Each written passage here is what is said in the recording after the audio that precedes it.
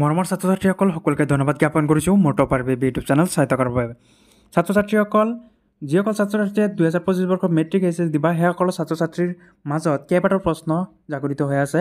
প্ৰথমটো প্ৰশ্ন হ'ল যে 2025 বৰ্ষৰ মেট্ৰিক এইচএছৰ ৰুটিন কেতিয়া ওলাব। নেক্সট প্ৰশ্নটো হ'ল প্ৰেক্টিকেল এক্সাম তোমালোকৰ কেতিয়া অনুষ্ঠিত কৰিব।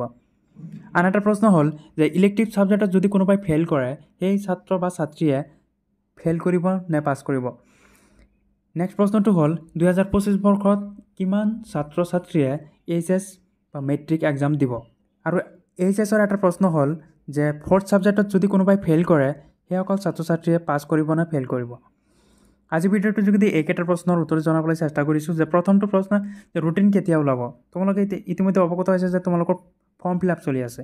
ফৰ্ম ফিল আপ কমপ্লিট হোৱালৈকে তোমালোকৰ ৰুটিন নিদিয়ে। ফৰ্ম ফিল আপ কমপ্লিট হোৱাৰ পিছত যেতিয়া ফৰ্ম ফিল আপ কমপ্লিট হ'ব তেতিয়া তোমালোকৰ ৰুটিন প্ৰকাশ কৰিব।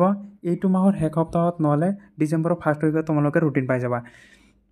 প্ৰেক্টিকেল এক্সাম অনুষ্ঠিত কৰিব তোমালোকৰ ফৰ্ম ফিল আপ যেতিয়া কমপ্লিট হ'ব। নেক্সট ইলেক্টিভ ছাবজেক্টত যদি কোনোবাই ফেইল কৰে সেই ছাত্ৰ ছাত্ৰীগৰাকীয়ে ফেইল কৰিব। কিমান লাখ ষ্টুডেণ্টে এক্সাম দিব 2025 বৰ্ষত এইটো ফৰ্ম ফিল আপ যেতিয়া কমপ্লিট হ'ব তেতিয়া তোমালোকৰ লিষ্ট আহিব যে কিমান ছাত্ৰ ছাত্ৰীয়ে এক্সাম দিব 2025 বৰ্ষত। আৰু এটা প্ৰশ্ন হ'ল ফ'ৰ্থ ছাবজেক্টত ফেইল কৰিলে ফেইল হ'ব নেকি। হয়, তোমালোকৰ মিনিমাম মাৰ্কছটো উঠাব লাগিব এইচএছত ফ'ৰ্থ ছাবজেক্টত, তেতিয়াহে তোমালোকে পাছ কৰিবা নহ'লে ফেইল কৰিবা।